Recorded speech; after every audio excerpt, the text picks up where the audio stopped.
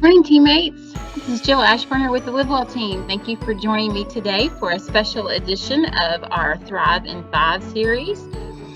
For the month of March, we are doing one special class today, workshop today on food art in recognition for National Nutrition Month. So, when was the last time that you gave yourself permission to play with your food? Well, guess what? Today is the day. So today's art activity, and remember, just as a recap of the Thrive in 5 intention, is these are small little workshops, less than 5 minutes, that you can create a toolbox full of different activities, art activities, for any time that you get stressed and have some of those anxious feelings.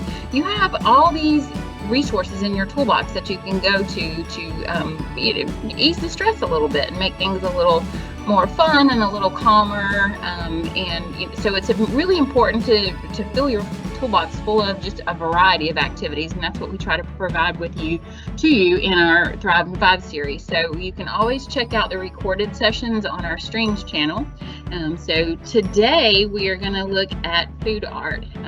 We are embarking on Easter, if you celebrate Easter, and that is notorious a time when we dye Easter eggs. So if you think about it, dyeing Easter eggs is food art. We're making art with a food object. So that is certainly one form. And just think to yourself, like, what creation can you make with your favorite food? Something to make it fun and involve a lot of different colors and maybe even make it healthy. And of course, it's got to taste good, right? So when we were little, my mom used to make bugs on a log, and it was essentially a piece of celery that had either peanut butter or cream cheese on it, and then she would stick raisins on there and say that they were ants on a log. So something fun like that. You don't have to be a kid to play with your food. You can still play with your food as an adult. And maybe you look at something, some type of food, and you go, gosh, that really looks like whatever, like an olive to me always looks like an eyeball. So maybe, you just get creative in the way that you look at your food and make note of that. Maybe you can journal some ideas over the next couple of days, write down some of the creations or the things that you see in food. I had pulled out a dog biscuit the other day. It was supposed to be a round dog biscuit for my dog, and it was in the shape of a heart. And I just thought that was the coolest thing. So I'm sure nobody meant for it to be like that. It just happened to. But that's one way that you can look at art with food, just looking at food in a different way. The Savory Sundae that I have on here, so this is something that I've seen before on Pinterest or on the food channel, where you take something like a chicken, or if you're vegetarian or vegan, you could use mushrooms or tofu, and that's your base of the sundae. And then you build on top of it. So maybe you take whatever your base is. It could be meatloaf. It could be, barbecue. And then you put a dollop on, let's go with the chicken idea. You have shredded chicken in the dish.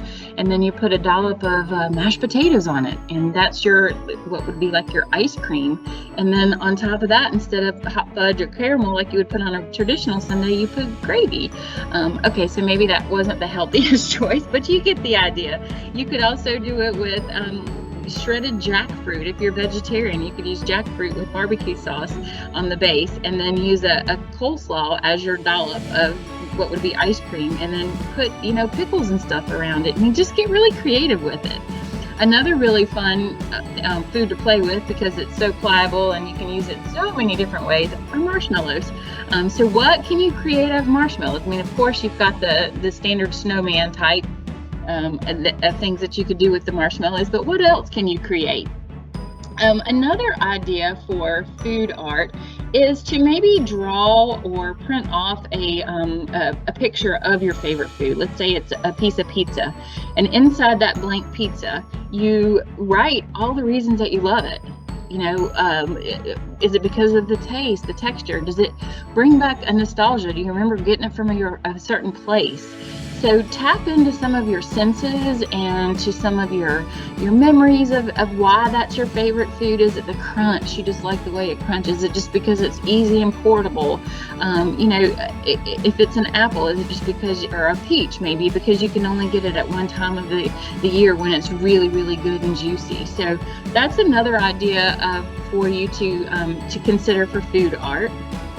And then this slide here has some other little fun ideas. This is bananas are another one that you can use in many different ways to create some fun art activities using that one's got chocolate chips and berries, and it's cut, it looks like pineapple maybe, or apple in the shape of dog bones. So that one's really cute. The other one has a little different variety of different types of vegetables and crackers for the ears.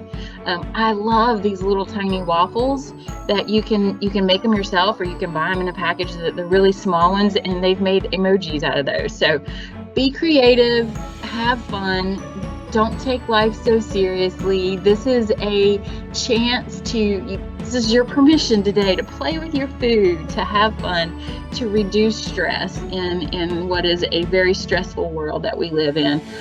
We eat several times a day, so here's your permission to make it fun. Thanks for joining me today, and if you stick around for 12 o'clock, we are going to have a mindfulness meditation on eating meditation. So look forward to seeing you then. Thanks for joining me.